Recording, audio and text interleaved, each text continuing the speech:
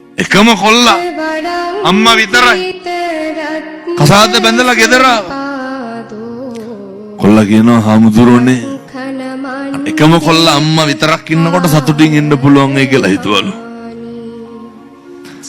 හරියටම සතියක් යනකොට අම්මා වෙනස් වුණා.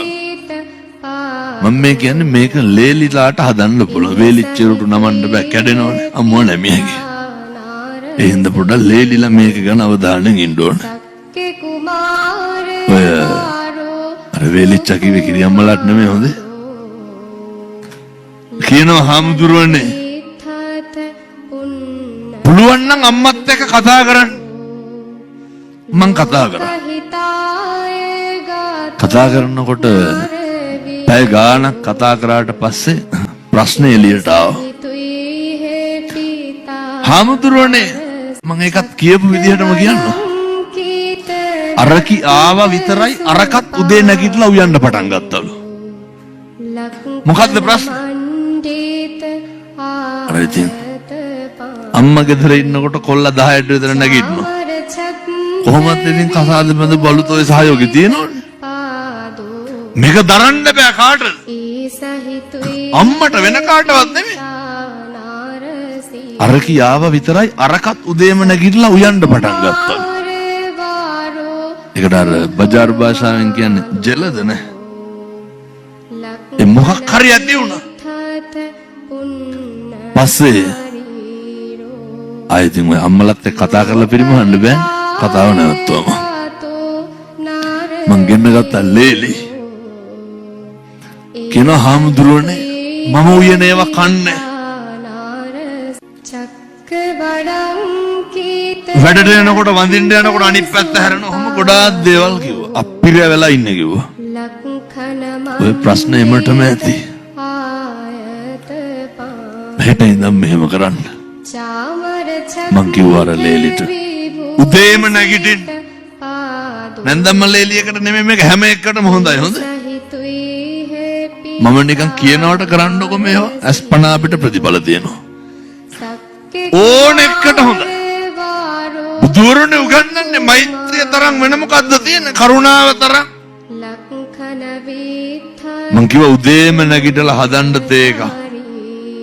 දෙන්න නැන්දම්මට හාමුදුරනේ මං දුන්නට උන්ද බොන්නේ නැහැ කිව්වා. බොන නොබොන එක කාගේ වැඩද? ඒක නැන්දම්මගේ වැඩද? දෙන එක කාගේ වැඩද? ඕම් අපේ අම්මලාට හොඳ පල්ලම හිටියේ දමල. උයපු ගම අම්මට පත් එක බෙදන්න. වට්ටියෙන් වහන්න. හාමුදුරනේ මම එනකම්ම බත් එක මේසෙ උඩ තියනවලු. බලනකොට ඩස්බින් එකේ බනිස් කොලයක් තියනවලු. බත් අම්මලා එහෙමනේ. පලිගන්නේ කොහොමද? කන්නේ පුදිය ගන්නවා. මොනරාගල පැත්තේ එහෙම නැතුව ඇති මං කියන අර බොහෝ පැතිවල හැටි. දැන් කන නොකන එක කාගේ වැඩද? ඒකද නැන්දම්මගේ වැඩද? කොටන්නේ මං කිව්වා වැඩට යනකොට වඳින්න කාටද? එටිනම් බැලියකින් නැන්දම්මලාට හොඳ. ඔය මට කිව්වා හාමුදුරුවනේ වඳිනකොට උන්ද අනිත් පැත්ත හැරෙනවලු. අනිත් පැත්ත හැරෙන එක කාගේ වැඩද? ඒක නැන්දම්මගේ වැඩ. වඳින එක ලේලිගේ වැඩ. පින්නතුනේ සති දෙකක් විතර අර ලේලි සංසාර කරපු තිබ්බ පිනකට වීරිය වඩලා පුරුද්දක් තියෙන නැති කාගෙන කෙරුවා. කොල්ලයක් ගත්තා පාන්දර 4:00ට විතර. හාමුදුරුවනේ අද අම්මා නැගිටලා කිව්වා.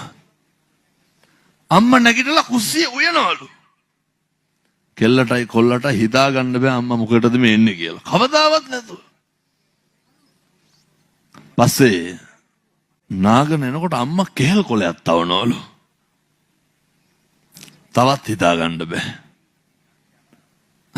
බත් එකක් බැඳලා ලේලිගේ බෑග් එක ගාවින් තියලා. කවුද? නැන්දම්මා. වතුර බෝතලේ වතුරක් තියනවලු.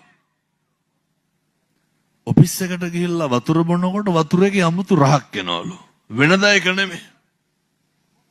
උණු වතුර නිමලා දාලා තියෙන බලනකොට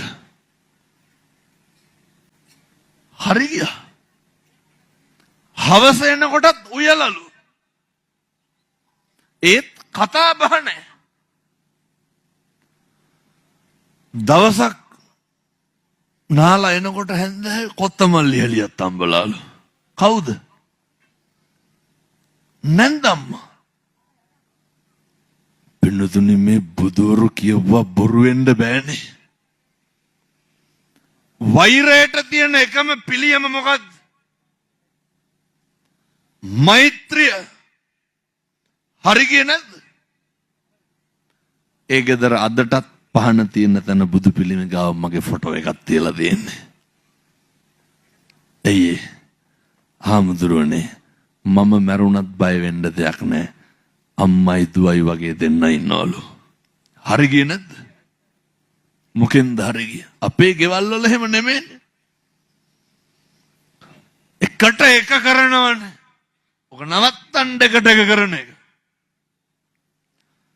අපි ළඟ තියෙන ක්වොලිටි එක විතරක් මේන්ටේන් කරන්න. අපේ සත්පුරුෂකම විතරක් එළියට දෙන්න. කවදා හරි පිහිට පිනිස පවතින බුදුරු දේශනා කරපුවා කවදාවත් වරදින්න හේතුවක් නැහැනේ.